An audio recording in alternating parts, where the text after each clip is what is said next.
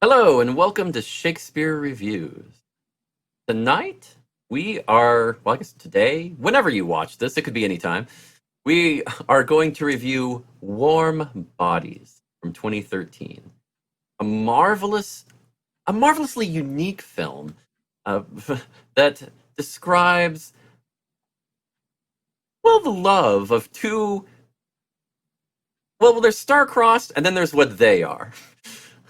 They have R and Julie, who represent Romeo and Juliet. And one is a zombie, one is not. Yet somehow their love transforms not only themselves and their families, but the entire world.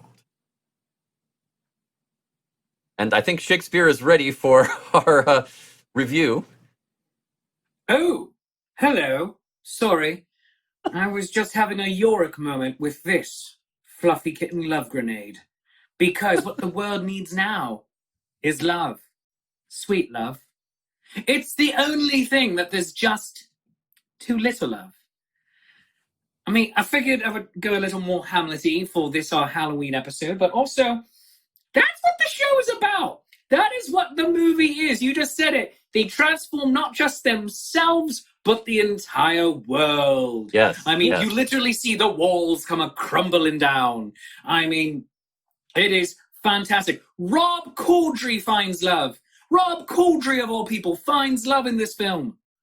I mean, that's not an easy feat to do. He is an unlovable person. No, Rob Corddry, you're very nice. I love you. Well, it's great. It's suggested he finds love. They don't really, it's implied. It is implied. Rob Corddry finds love. No. I mean, it's a happy ending, so yes, okay. Malkovich's heart grew 3 sizes that day. It did, I mean, it did. This film is everything. I genuinely adore this picture. My wife introduced it to me many years ago, shortly after it came out, I think, like when it first hit home video. And goodness gracious, is it funny. I just adore it. I think it is not the zombie film for the time we're in, but it is the zombie film that we need. I will say, rewatching it during this whole COVID pandemic thing, it really put a slightly different spin to some of it. Doesn't it, though? It really does. I mean, early on in the film, they're showing, he's doing that narration where he talks about what's going on and how the world came to where it was, and they have a little paper that comes up and it says "President infected," and I'm like, oh. Yep. It just kind of hit me right when that moment was like, this metaphor just evolved here. Oh, it's not a metaphor anymore. It was predicting the future. It was interesting. It was interesting. I'm with you. I love the film. It created a new subgenre. I really believe Seriously. that. It's bizarre how now, I mean, it's still a fairly recent film that you can still do that. I give it so much credit for doing that. And they did take a lot of risks in many different ways. I don't think the studio had a lot of confidence in it. They did not market it very well. No, it was on video really quickly. And but it had such a good following, and it made a really good amount of money. It did. It really was a sleeper hit. Mm-hmm. Yes, and the succeeding years have only made it more so. This is now in the realm of cult classic, or at least it will be a classic. I'm not sure how many years we'll have to go by for it to gain that status truly, but it is just so enjoyable. It's so whimsical, and even though it is a zombie movie, zombies are not presented as something to be feared in this case. No. Even though the humans are afraid of zombies. Well, it is, but it's more like a MacGuffin. I mean, it's not. Yeah. It's the background. It's not what the movie. This is not a zombie film. This is not a horror film. No. They have elements in there, but I hate horror films. I am not a horror film fan. This is similar to iZombie, the TV series, in that regard. It is. Zombieism is just a thing that is happening. I would even go so far as to say it is less of a zombie film than iZombie. I mean, it is. It's because, well, I mean, what iZombie? She works in a morgue. I mean, it's a little, it's a little more dark than what I think Warm Bodies is. I By think the Warm way, Bodies. I Just love do I so good. Zombie. I just started watching it. It's fantastic. Oh, really? Yeah. Yeah, only a few months ago. Yeah, I'm in season 3. Nice. Yeah, it's fantastic. I love it. I mean, yeah, I started watching it at the beginning of the pandemic because Appropriate. why not watch a light-hearted romp about disease? And that's the interesting thing about Netflix. When you're doing those, what would you recommend? It suddenly comes up with, okay, current recommendations. Zombie. The world is going to hell. Warm Let's Bodies. watch apocalyptic World War things. Z. No, not World War Z. Read the book. You want Contagion. World War Z. All of these different. All right. Since we're in Zombie Town right now, and World War Z have been mentioned, Mm-hmm. read the book. Mm-hmm. Read the book. The film, the only thing it has in common with the book is the title, Honest to God, and the Siege of Jerusalem. Everything else about it are different. The film is okay, but if you are a fan of the book, the movie is going to be a splash of a whole bucket of cold water thrown in your face. And that's not uncommon. There are a lot of films that have very little to do with the book they're based on, and that is one of them. It is like they bought the rights for the title. That's really I basically feel that is completely accurate. We want to call it World War Z, movie, but it's not the book at all. Yeah, not at all. It's not even in the same universe. Warm Bodies is at least relatively close to the book, but they did change the ending. But and the book is based on Romeo and Juliet. Mm-hmm. But let's go in a fun different direction. This is in the same universe as, let's say, Pride and Prejudice and Zombies, or Abraham Lincoln Vampire Hunter. But it's done a lot better. I mean, this is the weird thing about this is they walk a fine line between taking themselves seriously and not. I mean, they really they try to sell this. They play it straight the entire time. Yes, they do. And they add comedic touches, which, as opposed to taking you away from the seriousness, it actually makes it seem more credible and more real. I give them so much credit for that. Well, because a lot of the humor is almost gallows humor. Yes. And that is great. It's like, what are you going to do at the end of the world? Well, of course, we're going to make jokes about it because that's what keeps you sane. And so even for The Walking Dead. So when in the airport commissary area towards the beginning of the film, and he and Rob Corddry sit down with each other, this is my best friend. That was our longest conversation. Which is not only funny, but it's also kind of like, yeah, I got friends like that. I mean, it's kind of, we can relate, which is hilarious. You can relate to the daily travails of The Walking Dead. I mean, this is fantastic, and I love it. I cannot give Nicholas Hoult enough credit for his performance. I mean, I'm sorry. Dr. Hank McCoy. Get it right. Yes. You may know him from such movies as X-Men. I don't. I'm deep in character. I know nothing of this. Actually, I know him now as from the TV series The Great, which is phenomenal if you haven't seen it. We're going to have to talk about that. With Ella Fanning, she plays Catherine the Great. Oh, that's right! Oh my god, yeah, he is Peter. Peter, yeah. Oh, huzzah! Yeah, and he does a great job with it. I mean, it is, it's totally, you wouldn't even recognize him because it's such a different role than this. Truly. But, I mean, he's a comedic buffoon, but in this, but he does a great job, and he has proven time and again to be a very, very good actor. I give him a lot of credit, and this just reinforces that.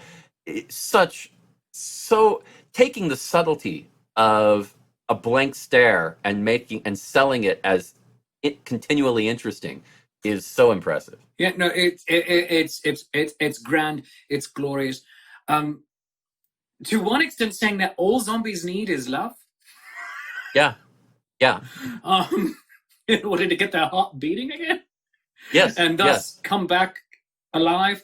But also that there are varying states of zombism. that you could be, a zombie shuffling zombie. Mm-hmm. But then also ultra mega zombie? Bonies, they called them. The bonies of let's rip the flesh off our faces. Yeah, they described it as they just kind of gave up. They just said, I'm not human anymore. And then they just kind of rip their skin off and being fully gone. Their humanity is totally gone. Yeah. And I the metaphor there is so vast. I mean, so many possibilities for the metaphor.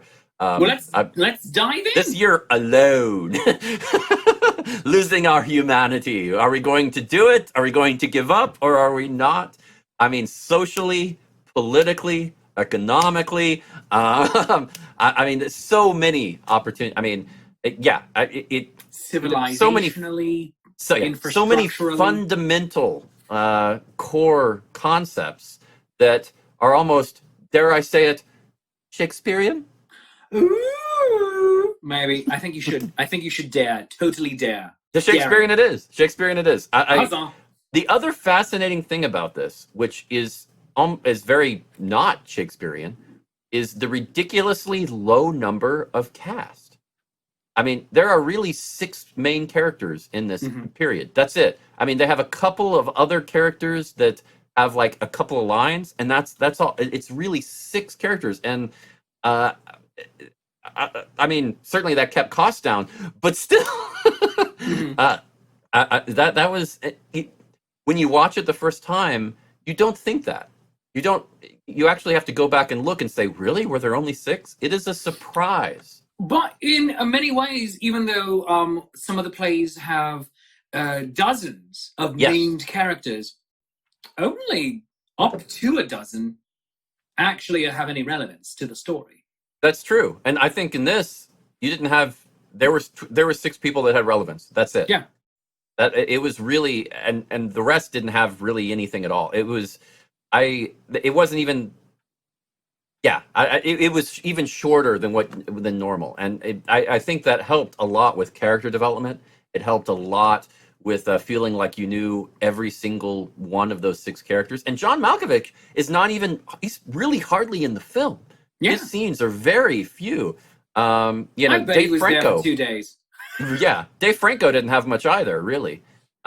So I mean, you're really talking about the 2 main characters, the Romeo and Juliet characters, and their friends, and that's it. Each one of them has a friend, and that's all. And so let's do a little thing that we don't really do with the more modern adaptations of Who's Who. But for this one, I think we should, because only 2 of them are painfully obvious. Romeo, R, and Juliet, Julie. Her father, you could say, all right, he is Capulet. Now, his best friend, would we say is that Benvolio or Mercutio? Benvolio, his cousin, which means he of good humor, or would it be Mercutio, whose very name describes a mercurial disposition and character? Well, I'd have to go with Mercutio, but I'm kind of biased because his name is M. Him. So I'm kind of cheating here. Well, there we go. You know what? I accept. And that's the best thing. They give you these wonderful But he doesn't clues. die. No, and that is there's a lot of, I mean, nobody dies. No. And that's even different from the book. I mean, oh yeah. Well, Perry does, but that's, spoiler, but that's, no. Perry for Paris. yes. And John Malkovich, I mean, in the book, he dies. Does he? I didn't actually read the book. So it is interesting. It is fascinating that they really went for the entire happy ending, even farther removed than the book. So I don't know. I don't know. But at the same time, it's hard. Usually I'm so critical of that, but I love this movie so much. It's really hard for me to be critical of that because I love the ending. The ending was just so well done. It's based on Romeo and Juliet. It's not a full-on retelling of Romeo. This is true. I mean, Romeo and Juliet are unless you look at William Shakespeare's original draft, which did include zombies. It is very different. It is Well, very that's different than only the final because product. of the Great Zombie Uprising of 1589. Yes, yes, yes. I You know, the mean, plague did have far-reaching effects. It did. it really did. It wasn't just plague. It was full-on zombism. It was. Uh, Researchers have figured out over the years, or at least come to some conclusions, that it may have actually been caused by a total eclipse of the sun. You know, Shakespeare really needs his own zombie film. I'm just I saying. really do. You really do. Maybe Shakespeare this versus is it. zombies. Yes. You know, he has this big sword that looks like a pen. I weirdly enough do. Yeah. It's a So dagger, yes, but yeah. yes. I think that would. Yeah. I think we really need to do that. Okay, we'll talk. We'll have a meeting. All right, We'll have we're a gonna. meeting. It's like Shakespeare adventures, and I'm out fighting zombies, and Yes. then I meet a nice zombie, and I'm like, you know what? We are not so different, you and I. Yes. And then I write Romeo and Juliet. I like it. Yes. Yep. Yes. See. So yeah. There's yeah. a reason you're the smart one here. And there's the reason you're the talented one. See, it works together. Oh, look at you buttering me up. Oh, what's our next project that you want me to do for little to no money? Well, you know, if we have trouble filming, we'll at least make the audio play. So we'll get there. The audio drama, obviously. Yeah, definitely get there. No problem. Now, okay, so Nicholas Hoult as R, brilliant. The zombie training they did, the gradual shift between being very bland zombies to having slowly getting more life, where slowly they start to be able to blink. Their faces look a little less dead. You know, their complexion. That transition is very gradual, and you'll miss it the first time you see the film. You will. Yeah. Until all of a sudden, oh wait. Yeah, at the very end, you'll kind of go, he did kind of change, didn't he? And you'll go back and look at it, and you'll see that, and it'll be great. Once again, great rewatchability. I love these films that are so rewatchable. You could watch this 10 times and not get sick of it. And considering the small number of cast, that is impressive. It's in that regard, it very much is a play. Yeah. Because most plays don't have a gigantic cast of thousands. That is true. That is a very valid point. Now, I will say that Teresa Palmer, who plays Julie, she did a very good job. I honestly think she was possibly the weakest link in there, if I had to pick one. I don't know what you think, but that was my reasoning is that, first of all, we reviewed in our first episode the 1968 Zeffirelli Romeo and Juliet, and Olivia Hussey. Our first revisit of a story. Olivia Hussey is so expressive. 1 in a billion expressive with her face and her eyes and her looks. And you can tell with Teresa Palmer, they cast her because she was an expressive person. But she was not Olivia Hussey expressive. I think it's a little obscene to try to go that route and say, she should be at that level, because that was ungodly. But it's also a bit unfair. It is unfair. But at the same time, I think acting-wise, once you start comparing the looks and the expression, then you start comparing the acting, and you're kind of like, it's where Nicholas was phenomenal. She kind of looked the part, but the acting I don't think was great. She did a very good job. I will say very good. I thought she was exactly doing the job that she needed to do, which was, among other things, you are falling in love with a dead guy. Yeah, and it was, the suspension of disbelief is very, very high, the level there. But and I think she did a very good job, but I don't think she did a great job. And when I first saw it, I would have said she did a great job. But after rewatching it a few times, and before this, I actually rewatched it 3 times. Really? Yes, I did. I really, I wanted to. So it wasn't because I felt obligated. The 2 times, I think, because obligated. I usually watch these 2 times for the review. One for the watching, and a second time for the getting screenshots and taking notes. But this one I watched 3 times, and it kind of was like, I really started dissecting it, maybe a little more than I should have, to be totally honest. But it was kind of like if I was trying to pick the weakest link in the acting, and I was kind of like, she did a very good job, but I think I think she could have. I I think it could have been a little better. That's my all take. right, fair point, and that is. I don't think your- Nicholas Holt could have done better. I don't think he could have done better. I'll say it. Okay. Her, I think she could have done a little better, just a little. Well, I'm going to slightly disagree with you, Oh. in as much that I felt that she very ably performed this piece, and that Mhm. she did precisely what she was supposed to do, and I felt that it was very good. And thank you for saying that she was very good. I don't think, though, that she was the weakest link in terms of the main actors. Okay. I think that was supposedly one of the greatest actors of our age. Yes, You're not. you No. are. Yes, cough in, No. in surprise. No, you can't be saying you better be saying Dave Franco, because if you're saying John Malkovich, I mean, Malkovich, yes, Malkovich, I feel, was the weakest link for this. you think he phoned it in because he was Yes. only there 2 days?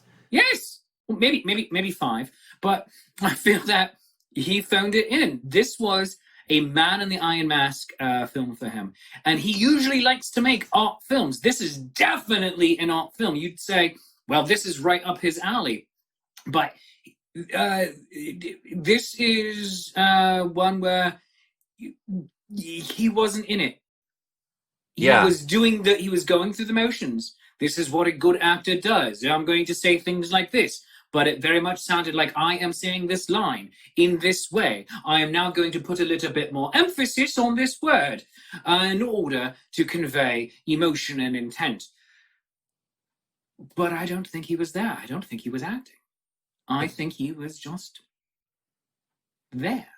I mean, he was only in like 5 scenes. Yeah, and I really, I feel that either A, he didn't care, or B, he didn't get it and thus didn't care, which is a little against his MO of taking on fun, weird art projects. At the same point, it might have been a money grab for him. In that case, what was he paid for this? Because I felt that he did not perform with his whole heart in it. Even though his character's heart does grow 3 sizes. And all of the zombies' hearts stop beating again. A thump thump. I feel that he was the weakest link. I mean, okay, I'm going to say that I don't think you're wrong in your assessment of what he did. I think he was a little understated in what he's capable of, for sure. Understated is, all right, I'm going to play it back here. He was... You're going to say bland? Bland is also a good word. I was thinking bored, but yes. Okay. I think bland might be a little, or bored might be a little harsh. I think he was trying to be a little more subtle with it. That some of that could be the director, Jonathan Levine. But I don't know. I think I don't disagree with you, but I also think he played such a relatively minor part of the film. Yes. It's hard for me to say that he was the weakest link, because although he was definitely weaker than Teresa Palmer, the amount of influence he had on the film was also so low. That's kind of how I'm putting it together. Yes. I think her minor weakness spread out over the whole film is greater than his greater weakness in a small percentage. But in that case, then, there's the argument of your greater weakness, if it's only in a smaller portion of the film, does that either concentrate it and go, hey, look at this? Or is it more of, oh, it's only right here, don't worry about it? Well, I think that if both of them fixed those weaknesses, who would have the greater influence on the film? And I think she would. Okay. You don't think that if he it. fixed his weakness, he would kind of steal the picture? Because it is Malkovich, who is an incredibly capable actor. Oh, crap. Now that you said that, I kind of wonder if the director told him to play it down. because he might have stolen it from the other actors, those child actors.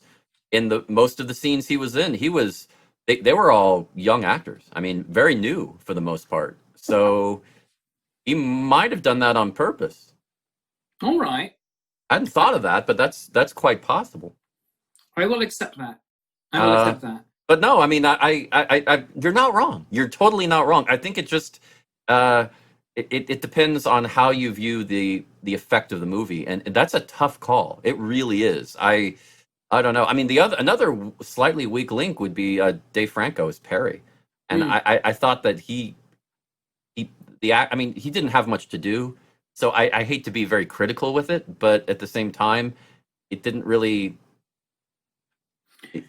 do much. My feeling with him was actually, he doesn't matter. Yeah, and that's it. That's really it. He doesn't. I mean, I said a lot of the characters in there that there don't, and there aren't many to begin with. I think the difference here is the friends, where Rob Corddry. I mean, oh my God, he didn't just he didn't just go 100%. I mean, he went farther. I mean, he greater than 100. It was crazy. It was a phenomenal job. And then Annalie Tipton, a very good character actress. Very good. I didn't even know. I researched this. She plays Julie's friend Nora, and she's not in the film very much. Nora instead of Nurse. Yes. And she's not in the film very much, but she does. I mean, I'll give you credit here with the whole John Malkovich. She does make a huge difference with the film. I mean, in some of the slower scenes where they might have dragged and it might have slowed down the picture a little bit, the pacing, her delivery and her comments really keep it funny, but in a believable way, interesting. And her interaction with R was really good. Oh God, the whole, what's up? kind of thing. I just like, what's up? When she first meets him, is hilarious. I can't do it justice because the delivery is perfect. Now, she's a great character actress. She was on like The Big Bang Theory twice as two separate people, and I didn't know. I couldn't tell. I didn't know she was from this movie, and the two separate people she played, I remembered, and I didn't know they were the same person. Good for her. She is very good. So yeah, I mean, she's a good character actress, really good, and good casting here. Very good casting here. And very good supporting. So I think because of Em and Nora in here and their support of R and Julie, that had such a great effect on the film where they're almost, oh gosh, I hate to call them comic relief because there's so much more than that. There's so much more, but they do add that extra level that I think helps and reinforces the film and takes away a lot of the pressure from R and Julia's characters that might have slowed down the film, the pacing. Okay. That's my take. I don't know. I mean, what did you think of them as characters? I mean, Nora and Em. Well, Nora, I felt she was brilliant comic relief, and yes, as you say, to take pressure off of your mains for a few moments, and inject a little bit more levity into it. But I felt that she also did a good job in just advancing the story as well. Yes. And then Em, and yeah, you pointed out that it's M for Mercutio, and I was like, oh, is he Mercutio or Benji? Because he has two best friends too. So you're smart ass. Sorry. No, you're fine. I feel actually like he was very much a combination of his two character ideals. That's actually a good point. But I felt that he was great and managed to bring, with very little in the way of lines, pathos and comedy all into it, played through expressions, through grunts, through physicality, and it made you care about him in ways that in other projects that I've seen him in, you're just like, oh, Rob Corddry's funny. And in this, you're like, oh, no, Rob Corddry, you have to survive. Even though you're dead, you have to survive. And Oh, yeah. it just really made me love them. And I was actually waiting for almost like a plague on both your houses point from him. We didn't get one, but Yeah. this film in the final act does move away from that. Yeah. That it becomes its own very much its own thing. It moves away from the Romeo and Juliet story, and becomes a story of salvation to an extent, and a story of redemption. Yes, of like, what can we do? How can we rebuild? How can we move on? Yeah. After the unimaginable has happened. Yeah. And I killed your boyfriend. Can I get past it? Yes. Hey, you cool with that? I ate his brain. And do I love you just because I ate his brains and I got his memories? I don't know. But those memories do fade, and he has to eat more in order to get another jolt. So Yeah. I think he does, well, obviously he does, love her on his own terms. It's just basically he got glimpses, and it's like, wow, all right. Yeah. And then moved on from there. And they continued that whole concept of becoming a zombie means you forget what it's like to be human. Yeah. And thus the bonies. Yeah. Yeah. And that's eating brains helps you remember, and it's that hunger that you strive for. But because he found her, he didn't need the brains. He had her to remind him of how to be human. And that restarted his heart. And that's love. And then Malkovich sees their love, and it's true, and the walls come crumbling down, and his heart grows 3 sizes. What a great definition of love when you think about it. I mean, love is finding someone that reminds you of what it is to be human.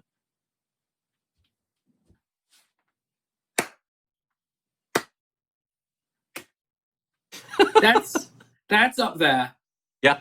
You write that down, because that is up there with love means never having to say you're sorry. Right? Which I would disagree with entirely. No joke.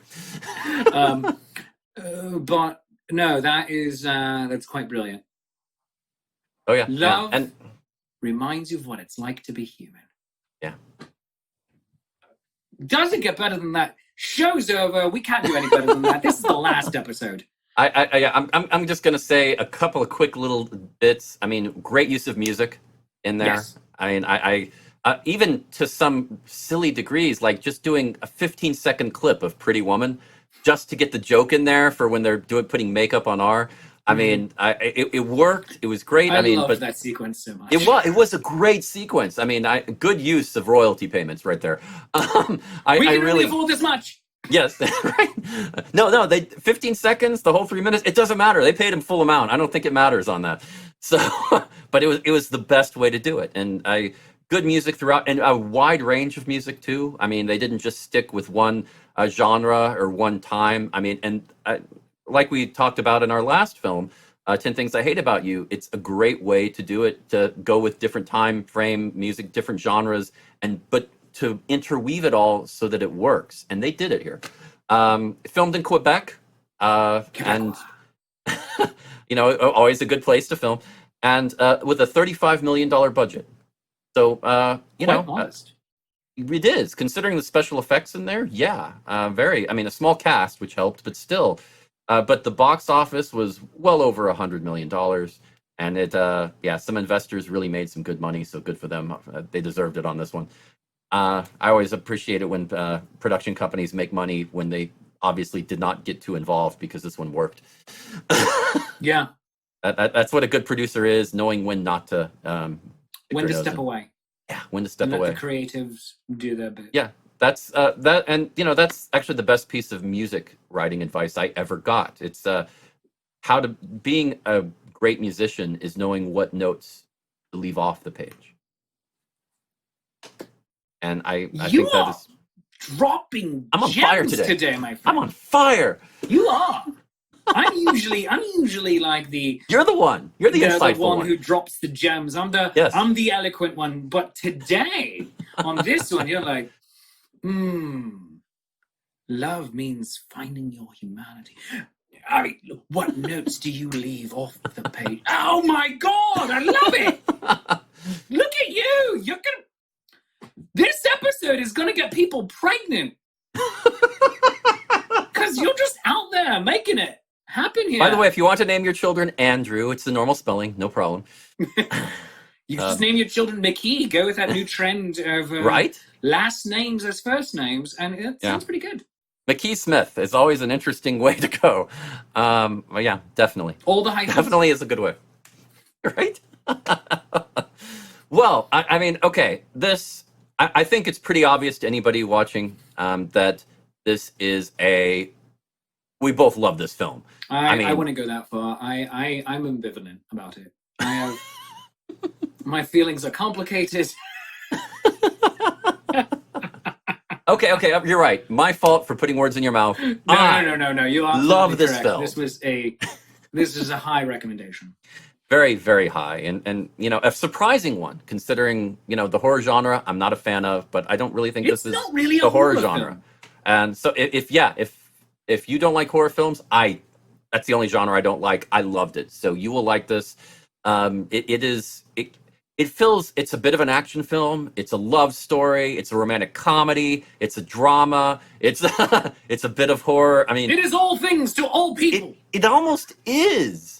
I mean, you could go sci-fi, you could go fantasy, you could go. I mean, there's so many routes. It works, and in so many ways it works, and all the people involved deserve a ton of credit. For this day and age to come up with a new subgenre is not only an accomplishment, it's an amazing event, but to do it successfully and do it well, to set a standard is. Just applause all over the place. Yeah. So yeah, I can't recommend it enough. Let's see. I guess I'm going to.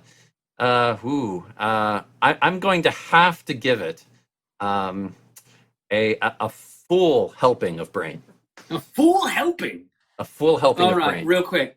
Do you mean like the entire brain at once, or do you mean just like a handful of brain?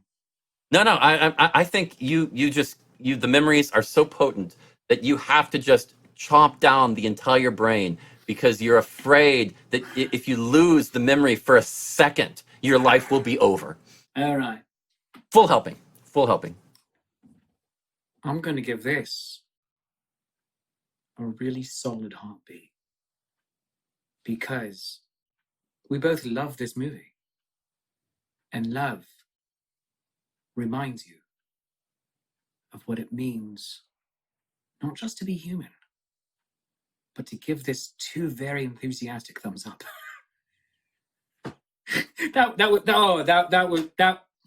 Oh, can we edit that out? Oh my God, that was terrible. Let me try again. Take 2. Okay, take 2. Go ahead. Take two. I will also give this a brain. A firm bite of juicy brain, like a mango. You bite into it, and it's dripping down your face, and the juice is everywhere. You're like, oh, it's so good. You know what? No, that was terrible. That was terrible. It was laboured. Let me try again. Take 3. I give this a full walls come crumbling down. Because that represents the balcony. Except, of course, for the balcony scene. Which also represents the balcony. So, all of my metaphors are laboured! Pick your favourite. Keep them on. Use none of them. Just copy yourself. That's how it happens with these these very loose adaptations. It doesn't go 1-to-1. It's really tough. But regardless, see the film. Do yourself a favor. I really think it's one of the better films of the last couple of decades. It's terrific, honestly. So, friends, thanks for watching the show with us today. If you've enjoyed watching it half as much as we've enjoyed making it, then we've enjoyed it twice as much as you did, and that's called math. And whatever you feel this show is worth, a 1, a 5, a 10, for a 50, Andrew will come to your house directly once the corona apocalypse is over and deliver a film review in your living room. He's got nothing else to do.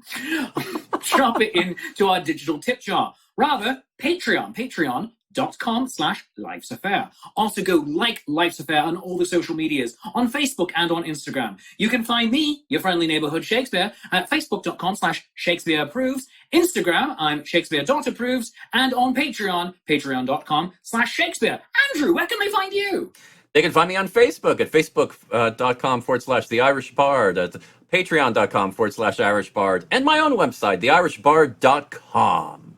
Until next time, friends, let's eat some brains, because what's in your head? In your head. Don't sue me, don't sue me, don't sue me. So happy Halloween, everyone. Cheers.